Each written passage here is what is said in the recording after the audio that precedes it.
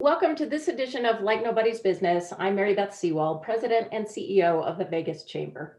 Thanks so much for joining us today. I also want to give a very special thank you to our presenting sponsor, Cox Communications. Well, we all know that the Nevada Legislature is well underway in Carson City, and probably the biggest challenge is finding enough resources to address our state's budget shortfall. One strategy that hasn't always been top of mind, but it's applying for federal grants. And that has been a longtime priority of the Vegas Chamber and, of course, the Southern Nevada Forum as well. And here to discuss federal grants with us today is Nevada State Treasurer, Mr. Zach Conine. Welcome, Zach. Hi, thanks so much for having me. This is something, as I said, that the Vegas Chamber has been interested in for a very long time, and quite frankly, I think there have been a lot of dollars left on the table, so to speak, that we haven't had the wherewithal to apply and so forth. So, where does Nevada currently rank in bringing in federal grants? So it all depends on which study you look at, but the one that we like, at least because we think it gives us the best picture, not because the results are good, put Nevada at 47th in the nation.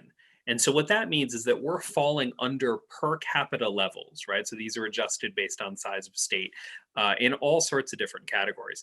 And one of the things that's even more frustrating about that is that Nevada has more need per capita, whether it's average median income, number of people living below the poverty line, students on free and reduced lunch. Most federal grants are set up based on aid, right? Based on the actual need of the population. And so Nevada should actually be towards the top of the list from federal funding, but instead we're closer to the bottom. But we're going to fix it. Well, and I know the governor mentioned that in his State of the State the other day. And of course, the chamber was thrilled to hear that just because we've been working on it for so long. So, what are some of the things that we can do to bring in more federal grants to the state? So I think there's two big pieces to it. And one is a bill that Assemblywoman Danielle Monroe Moreno, a real champion in the space of grants. She had some amazing work during the last legislative session. We've been working on it in the interim. But she has a BDR that hasn't been introduced yet, but it's going to do a couple of things. And the biggest thing is it's going to actually take grants, which is a small office in the Department of Administration, which has 5 great public servants in it, but again, it's part of a much larger department. Maybe doesn't get the room it needs to breathe. And over a 2-year period, it's actually going to take that office and move it to a cabinet level position. Now, we don't have to look very far to come up with ways that states have done this better. In fact, 46 states are doing this better than we are. And looking at the states who really do it well, grants become, and this is a second piece, part of the culture. Right? It's not something additional people do. It's part of the job. It's part of all jobs. And by taking it and moving it into its own office, having that level, that cabinet level focus, just like a GoEd or a DMV, we think it gets the attention that it deserves. Additionally, what the bill does is it sets up a state plan for maximizing federal grants and resources and actually gives that plan the ability to get implemented. You know, the chamber's been working on this for probably a decade. Leaders around Southern and Northern Nevada have been working on this for a long time. But where the rubber meets the road, it goes back to that culture issue, right? And we've got to fix some of these underlying policy and procedural and administrative type things that stop grants from being fully successful here in Nevada. And if we get it right, it can mean a massive increase in spending on things we all care about. And that's one of the best things about federal grants. You know, there's always concern if we raise taxes or do something else, is the money really going to go where it's supposed to go? The great thing about federal grants is when you go and get them, they're programmatic. So if you get a grant to increase access to food for children who need it, it goes to children. It can't go somewhere else. So I think that's really important. One other thing that the bill does, and this is something that Assemblywoman Monroe Moreno really championed last time and is, I think, a great piece, is sometimes to get federal grants, you have to spend a little bit of money. So there's a matching program that sets aside $1 million a year. There was a program that was set aside during the last legislative session in 19 for a similar purpose, so that when agencies find grants and want to apply for them, they have some of that dry powder they need in order to invest. And that's a really important thing. In states that do this well, getting access to dollars becomes easier when there's a federal match, not harder as it's been here historically. There's never a time where we find ourselves saying, gosh, we have so many resources, what are we going to do with these, right? We're always looking for more and more ways to pay for things like teachers, education, and healthcare, and things we care about, right? Roads and bridges. The benefit here is these are dollars we can get into the state of Nevada without necessarily having to sacrifice something else. We don't have to damage our business climate in order to take more dollars in. The governor put out a target of $100 million over the next biennium and $500 million a year by the time we get to 2025. We looked at 40 programs, right, where Nevada was under the per capita average spend. And those 40 programs in total was more than $1 billion a year. It broke down, here are the programs. We've talked to agency heads, and agency heads are now figuring out, are we below the per capita because we don't offer the program? Are we below it because we're not applying?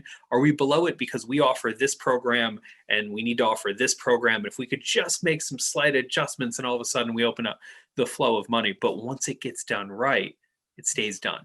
And so we're committed to get it done so that the next time there's a pandemic or some other sort of crisis on a financial perspective, we've got a little bit more of a social safety net than we did this time around. And so you mentioned the systemic approach. You've already identified the areas in which we could go after these grants, where we would have a significant opportunity and possibility of achieving and getting those grants, but where it would make the most impact for the state. This isn't just the Assemblywoman. It's not just me. It's not just the governor or the governor's team or my team. It's a group of people looking at it. There's been private sector folks who have been trying to help for years. Now we've got the government sector folk, and we're going to be able to focus on it and get them done. And by creating that culture, and with the governor pushing down and asking his agency heads to really focus on it, it starts creating a benefit and a belief, right, that there is money out there. And when that belief exists, it manifests itself through people looking for things. It's going to take changing the culture so that everybody's looking for these things all the time. And when we find one that we can go after, not only do we go after it, but we have a real plan in place to make sure that the backup work, right, the auditing, the reporting, et cetera, is done well. Because in states that do this well, it's just an exceptionally oiled machine. We're not trying to fix it every time. We just have a plan and a procedure and then run it through structure that's been set up to maximize federal grants. So what's the timeline on this? If the legislature passes this session, is it even remotely possible that we could secure some grants in 21? Yes. So we're going to meet that $100 million target during this biennium. So over the next 2 years, we also want to make sure from a federal funds culture that we're paying attention to things like a new stimulus bill, a potential new infrastructure bill down the road. And we're trying to build out the tools. And this gets into some of the other work our office is doing on things like the state infrastructure bank to make sure we're ready to deal with inflows of funds like that when they come. And this is so exciting. You know, the Vegas Chamber is so thrilled and happy that we're able to make some progress. And I just want to thank you for all your work and your service to the state of Nevada and working with Governor Sisolak and GoEd and everybody. So we just really appreciate all your work, and it will be very beneficial to the state. It's our pleasure. I think we're the most effective as a state government when we've got strong groups like the Chamber and others advocating for their members. Always good to hear from people on the ground. And I think that that's the best source of ideas, right? It's not all going to come from the government. It's not all going to come from business. But if we work together and really tackle these important things for our state in the long term, I think we can make some progress. Today, we really appreciate your service, and we'll have you back on the show again soon. Of course. Looking forward to it. Have a great day. All right. When we come back, there's a new federal proposal to increase the minimum wage. We'll tell you what that could mean for Nevada employers when we come back right after this. Like Nobody's Business. We'll be right back. As humans, we're visual creatures. In fact, American adults spend nearly 6 hours each day watching video, and we're evolving and expanding across screens. Whether we're surfing the web at work, streaming our favorite show in a waiting room, or watching the game live at home, Cox Media's digital video solutions can deliver your business's message to consumers in a way that creates a meaningful connection and drives them to take action. Grow your business. Call Cox Media today. Welcome back to Like Nobody's Business. Welcome back to the show. There is a new effort by Congress to increase the federal minimum wage. It's called Raise the Wage Act.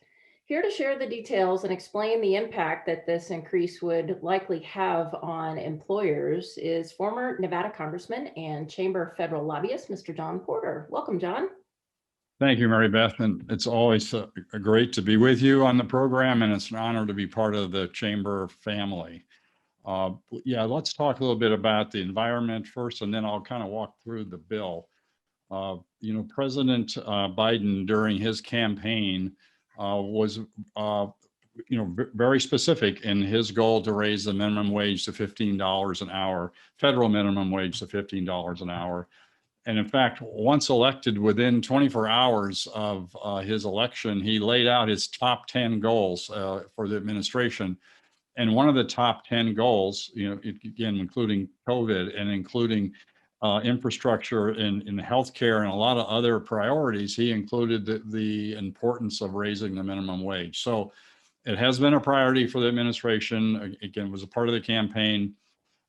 Then, as we're putting a new Congress in place, new Senate in place, and there's still some things that are happening as far as committee chairmen and who's going to serve on what committees. But it has still been a very solid thread of his priority and the Democratic Party to make sure that there was a raise in the minimum wage. So last session, there was a bill that was introduced, called Raise the Wage Act. And it's really very similar to that bill that has been introduced again, specific, of course, to raising the minimum wage. Also, there are some verification issues in this bill regarding immigration. I do believe that that was part of the negotiation with the Republicans, at least to this point. So let me kind of walk you through the Raise the Wage Act and what's called the reconciliation bill that's being considered. The goal is to raise the minimum wage to $15 an hour by 2025.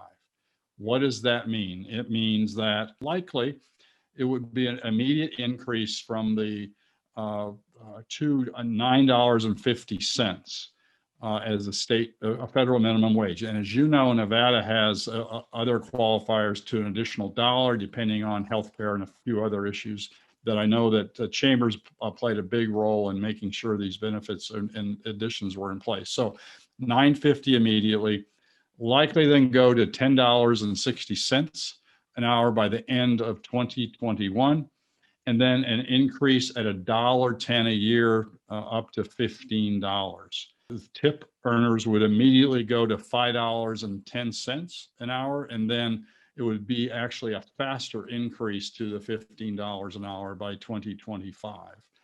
There appears to be a lot of bipartisan support for an increase of minimum wage. One of the biggest challenges right now is the dollar amount and then the step up accordingly into the $15 an hour. So alternatively, right now, the Senate and the House are considering what's called a reconciliation bill, where they could well pass the Raise the Wage Act as a part of the reconciliation sometime between now and March 14th. And I say March 14th because March 14th is when a lot of the unemployment benefits run out, and that's their target for the stimulus bill that they're considering as well. That is part of this package. So you have the Raise the Wage Act, which is a standalone piece of legislation. You have the Reconciliation Act that is being considered that would fast track this, likely would be in place if in fact it's found that it's by the House and the Senate, that is germane, would likely be passed by March the 14th. So Congressman Porter, that was a great summary of where we are with this bill. And as you know, we spoke with the Nevada delegation over the last week and a half, you and I did, and they are all very supportive of the business community and employers. And we also explained to them that, the Vegas Chamber is not in a position to try to withhold increases in pay to folks, but the problem is the burden that it puts on employers. How do you think that was received with the Nevada delegation? Yes. Can you talk a little bit about why that could be so detrimental to our employers? Well, as the largest business organization in Nevada, the Chamber has consistently been on the cutting edge of a lot of federal issues impacting our community of Nevada as a whole. And including that has been, even during the last session, the Chamber has been very sensitive to the employers and employees. And some of the facts that we talked about, again, very aggressively, you continue to meet with the delegation frequently, and I applaud you for that, Mary Beth, and the Vegas Chamber. Here are some numbers that the members of the delegation are looking at. So labor economists are debating what does it really mean to Nevada? What does it really mean to the nation?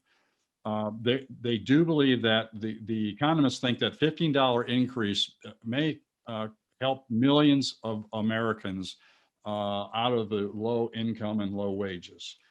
But on the other side of that, Congressional Budget Office, looking at a $15 a year, $15 minimum wage increase could actually cost 1.4 million jobs in the economy. So our delegation has been very sensitive to the numbers. They realize, and with the chamber's leadership, they understand that the impact of COVID, what it has had on our travel, tourism, and tour, and small business and large business, and the impact it's had on families.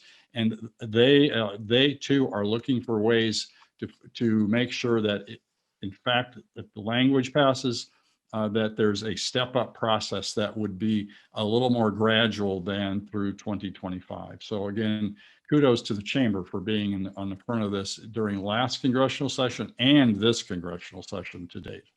Well, thank you, John. And we couldn't do it without you and the rest of the team at the Porter Group. You've always been known for having such great relationships on both sides of the aisle. So in about the last minute or so, how likely is it, do you think, that Congress will pass this increase? Excellent question. And sorry I didn't answer that before. So likely it will pass this year. I do think there is bipartisan support to increase the minimum wage this year. There are a number of including our members of Congress and Senate, that are not supportive of the transition phase into 2025. I do not think there is support today by members of the Senate or entirety, a majority in the House or the Senate to do it via the Budget Reconciliation Act over the next couple of weeks. Again, you know, politics and legislation is not a perfect science. I do not think today there is support to increase it, using the vehicle I mentioned of the Reconciliation Act. But there is, movement across the country to raise the minimum wage, and states and cities are looking at this. I do believe something will happen this year. I do sense it may be a standalone compromise bill with the Senate and the Republicans and Democrats of both the House and the Senate. I think there will be a compromise. All right. Well, Congressman Porter, thank you so much for your service to Nevada and your service to the Vegas Chamber and your service to all of us in the state. We really appreciate everything you do for us every day. Thank you so much. Thank you. I'm always honored to be a part of the team. All right. When we come back, learn about a brand new tool to help students find a great career. Like Nobody's Business. We'll be right back. Remember Old Vegas, where the customer was king? The Casablanca and Mesquite is just like Vegas used to be. Play over 40 of your favorite table games. Play over 800 slot and video poker machines and get comps, free play, and cash back. Get away and play 2 18-hole championship golf courses, or pamper yourself in our full-service salon and unwind in our world-class spa. Now this is my kind of getaway. Reserve your $99 golf or spa getaway today. It's just like Vegas used to be. Welcome to Behind the Mask. I'm Nick Schneider, and in our first episode, I meet with Makers and Finders owner Josh Molina to talk about how they were able to navigate the past year of the pandemic and even find success. In the beginning weeks of the pandemic, there was a great deal of uncertainty. Makers and Finders took early and bold action, returning to their roots by paring down their menu, opening outdoors using an espresso cart, and focusing on their company culture. As Josh put it, days after the shutdown happened, we went right back to the sidewalk, just like how we got started in 2014, and set up an espresso bar and sold pastries and some food. And it was really scary time, but we emphasize that it's part of our culture and identity just to kind of be out there hustling, making and finding, moving and shaking, no matter what the circumstances were. So while this was a good start, Josh also had a mobile app in development, which allowed for a smoother transition to the new normal. From there, Josh opened a new roastery located in Chinatown, Take It Easy, which opened last July with one of our first ribbon cuttings of the pandemic. On opening, Josh says that Take It Easy was Very passion driven, from the name, decor, the vibe, the feel, the color palettes, like everything was really truly something that I wanted to represent, and then attached to my culture, which, my parents are Colombian. I'm a first generation Colombian American. And so like to be able to bring those, the buñuelos, the almojábanas, these authentic, rustic Colombian breads, like that to me meant the world. Shifting gears, Makers and Finders was able to thrive by leaning into partnerships with groups like UNLV and other industries. Nevada really came together, and for Josh, that part is so true. Like Nevada really did stick together. People really showed their true colors in the most positive way. We heard from people who we didn't know of that they were great supporters of ours, and they're like, we want to support you guys now more than ever. And I mean, I can't tell you how grateful and how beautiful it was to watch. if you find yourself looking for a bite, you can't go wrong with Makers and Finders Arepa Benny, a twist on a classic dish that Molina claims really speaks to them as a fusion brand. They are Latina owned with a modern interpretation of the classics, and it's a dish most people know them by. As we come out of this pandemic, businesses need help. At the Vegas Chamber, we've partnered with Workforce Connections to make this happen. These business hubs can help you find qualified candidates, build an effective hiring process, explore training options, and connect you to funding resources. These resources are real and available to all businesses in Las Vegas. Connect online or visit your local Employee NV Business Hub today. Welcome back to Like Nobody's Business. Welcome back to the show. One of the Vegas Chamber's top priorities is developing a skilled workforce. There is a new tool we're so excited to tell you about today that the Nevada System of Higher Education is using to help students discover careers that fit their skills and their personality. It is super innovative and it's called Me3. Here to show us this great tool is the Vice Chancellor of Community Colleges at NG, Mr. Nate McKinnon. Hi, Nate. Hi, Mary Beth. Thanks so much for having me today. Tell us about the Me3 Interactive Career Aptitude Tool. Sure. I'll tell you a little bit about it, then I'll give you a brief show and tell here. We won't go through the full experience, but we were looking for a tool that allows individuals to figure out what their interests are and what careers align well with those interests. And then the follow-up question to that is, so what? What do I do about it? And from our perspective, that's where Nevada System of Higher Education institutions come into play. So we worked with Arizona State University on a tool they had already in place for their state and adapted it to the state of Nevada, creating one here for Nevada as the Nevada System of Higher Education.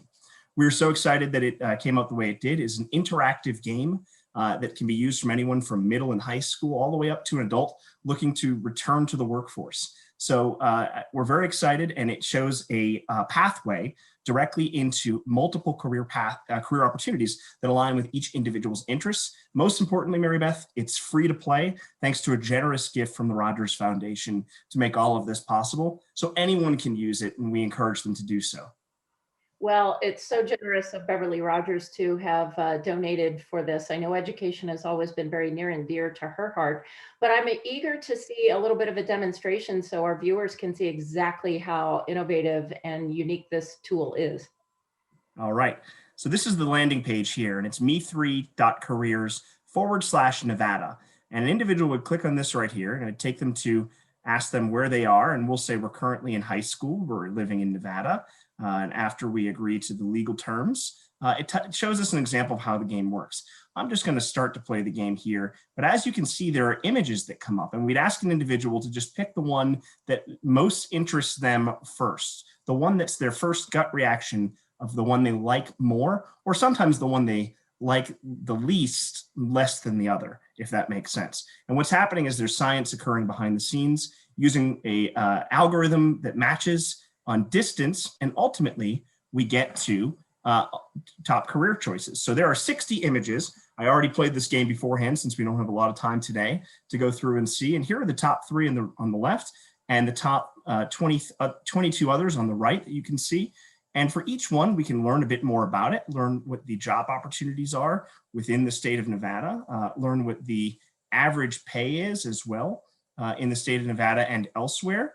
And so most importantly, though, once I've selected my top 3 and I click Explore Top 3 and it takes me on, I can then build my career path based on which degree or certificate programs at which Nevada System of Higher Education institutions will take me to this career. So here I can do a Visual Media Bachelor of Arts at Nevada State College. I can learn more. That will take me to the NSC page. But if I take that there, and I do this for each of my individual career paths that I want to look at. So here's another one here. The College of Southern Nevada has Computing and Information Technology, Associate of Applied Science. That's a good one. And the last one, Computer Network Architect. And it looks like here I can go to UNLV for Computer Science. So now I've selected 3 career paths, me 3. That's the idea behind that, is how many career paths we want individuals to narrow it down to.